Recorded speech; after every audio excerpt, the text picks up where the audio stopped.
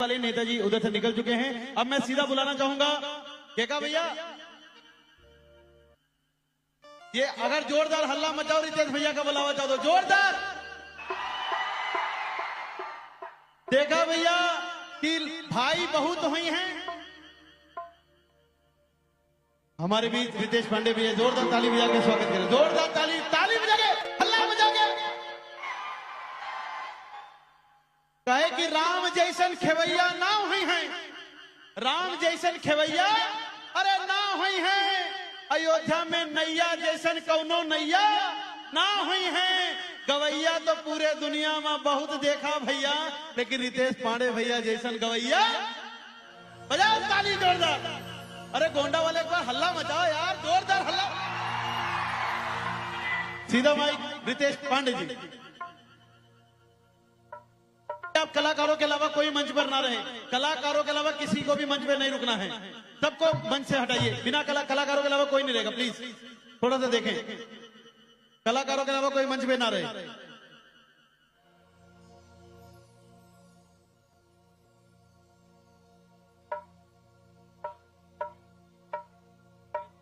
Hello on है ओके ओके।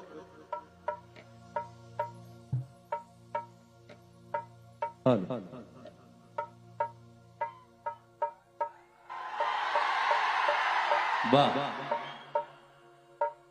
ठीक बानी जाना रुआ साहब।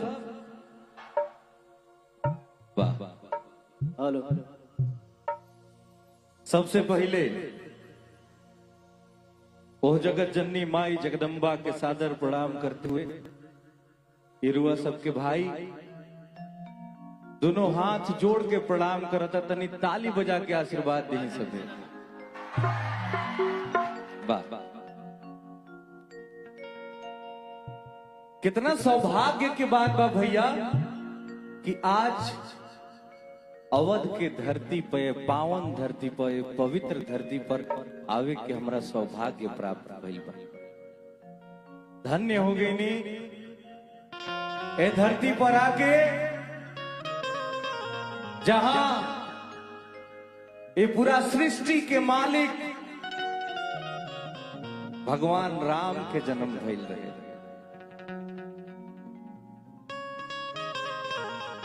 ये धरती के महिमा इतना बा कि एजा अइला मात्र से करोड़ों करोड़ों जन्म के पाप नष्ट हो जाला। तो आज बहुत सौभाग्यशाली हम अपना के समझता नहीं कि एजा अरुआ सब आवे के मौका दिले बनी जा। जय जय श्री राम, जय श्री राम। बात नीक लागे तो ताली बजाए के अभिवादन करा करें। आदरणीय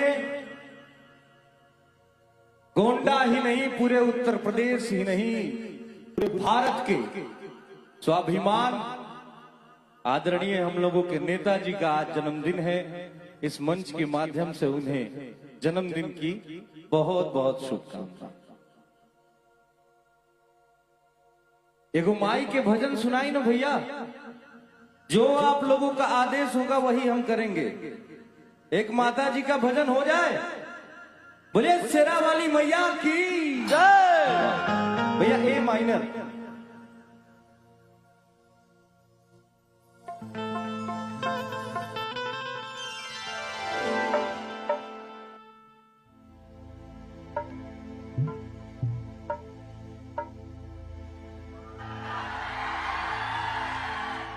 वाह बोले विंध्यवासिनी मैया की जय, बोलिए राजा रामचंद्र की जय। दोनों हाथ हमारे लिए उठाएंगे आप लोग, दोनों हाथ, और हमारे साथ बोलेंगे ओम नमः पार्वती पतये हर हर महादेव।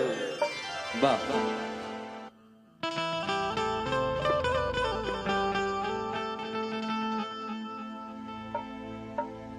की गजाननम भूतगणाधिसेवितम्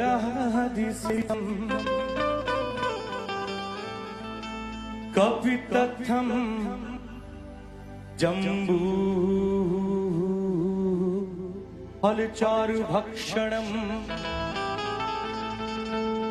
कि उमासुतं शोक विना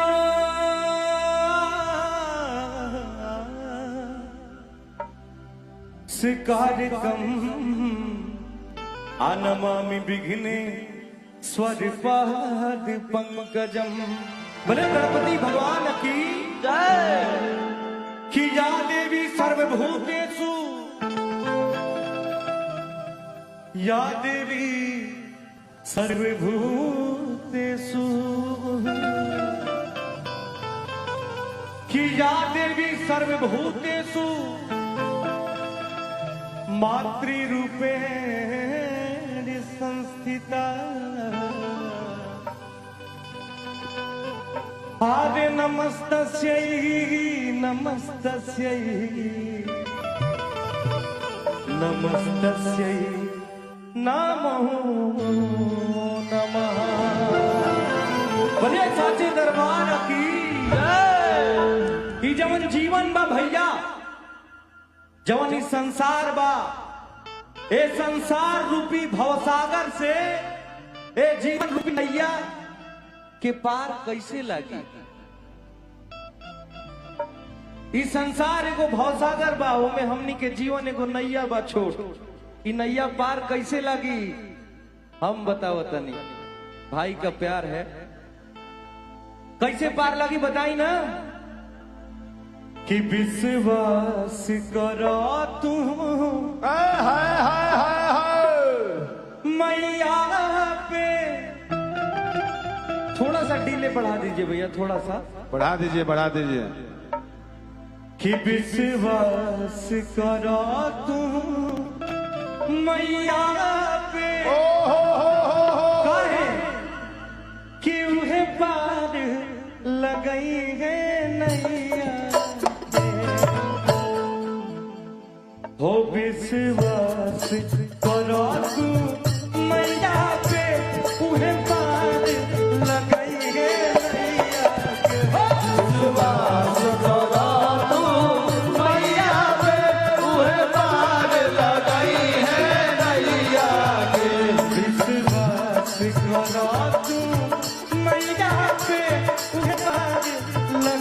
है नैया के। विश्वास करो तू मैया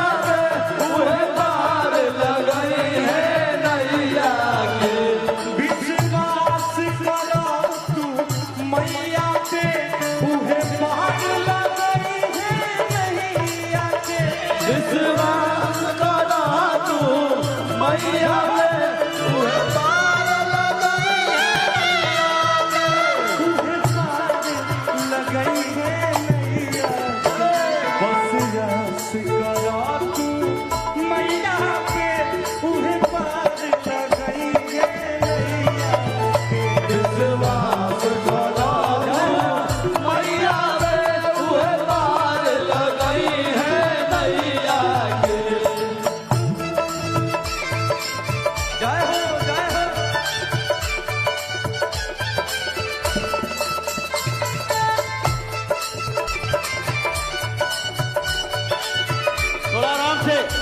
प्लीज थोड़ा सा आराम से।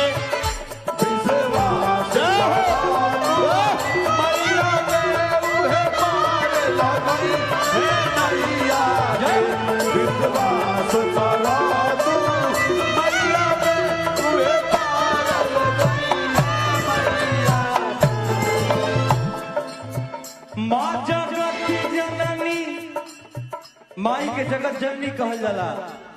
काहे से कि माई के बिना ये दुनिया के कल्पना मात्र तक भी नहीं के कल जा सकत। काहे से कि हम रउआ रउआ रउआ रउआ सब के हूँ ए जबा ओकर माध्यम एगो माई है। अपना माई खातिर एक बार जोरदार ताली बजाई सब। अपना अपना माई खातिर एक बार जोरदार ताली बजाई सब। माँ जगत जननी जगदम्बे के जब कृपा बरसी अम्बे के।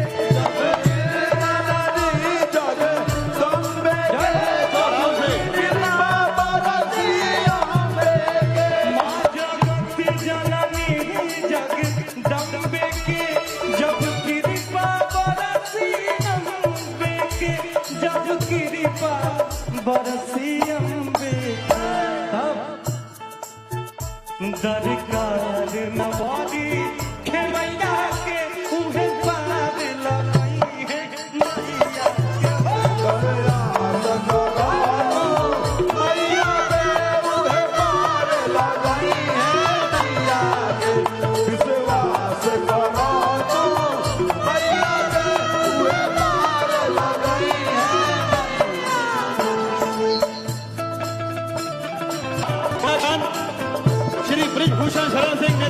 जन्म उत्सव पर आपका स्वागत मतलब अभिनंदन। मंच से दूर हो जाएं, आगे प्लीज मंच से दूर।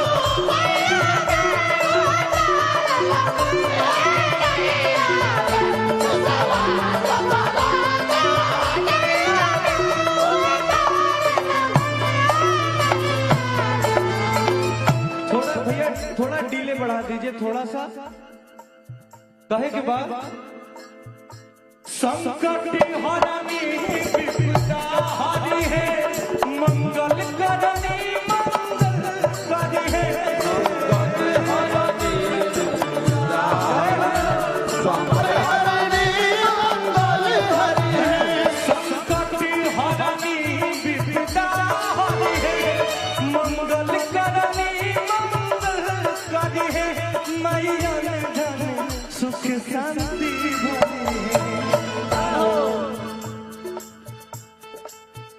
की पूजा अभिषेक वही पैना के पूजा पंकज वही पैना के उहे पार लगाई है मैया। बजा के ताली जो हाथ उड़ा दे, क्या बात है, जय हो। उहे पार लगाई है मैया। जय।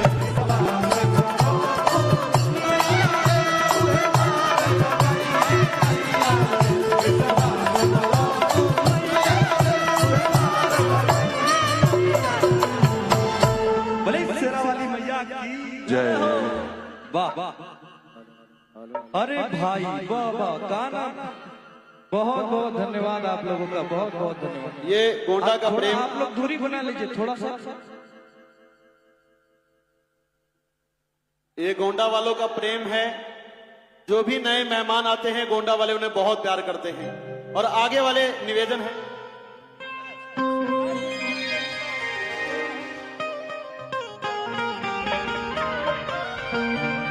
रितेश भैया फरमाइश है पिया से पहले। आज देखिए भैया थोड़ा सौभाग्य की बात यह है कि हम अवध में आए हैं, और अति सौभाग्य की बात यह है कि हम एक शिक्षण संस्थान में आए हैं। आप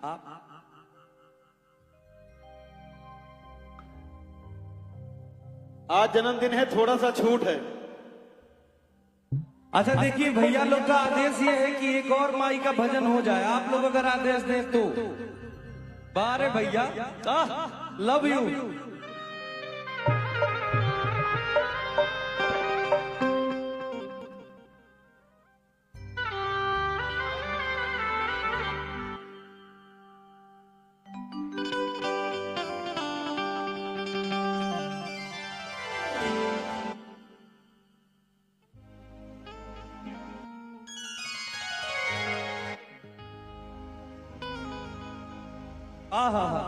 ये देखिए कितनी बड़ी बात है। अभी हम कोई और गाना आप लोग को सुनाने वाले थे, लेकिन आप लोगों का आदेश है कि एक और महतारी का भजन होना चाहिए भैया लोग का, और आप लोगों का है आदेश एक माँ का भजन और सुना के फिर वो गाना सुनाएंगे, ठीक है ना। एक हमारा आग्रह मानेंगे, अनुरोध मानेंगे आप लोग, हमारा करबद्ध निवेदन है, मानेंगे कि जब हम भैया हो कहे ना तो खाली प्यार से का हो बोलिएगा, ठीक है। भैया हो जियो गुरु। जैसे भैया काले रानन के हेलो कौन 1 बिलियन व्यूज लाने वाले हमारे भोजपुरी के पहले स्टार रितेश पांडे के लिए जोरदार तालियां बजाइए, जोरदार। इसमें हमारा कोई योगदान नहीं है भैया, सब भैया लोग का प्यार दुलार आशीर्वाद है। और हमारे बड़े भैया जिनको हम अपना द्रोणाचार्य मानता हूं, और वो मैं उनका एकलव्य हूं, हमारे बड़े भैया पवन सिंह जी का आशीर्वाद है। कहे के बाद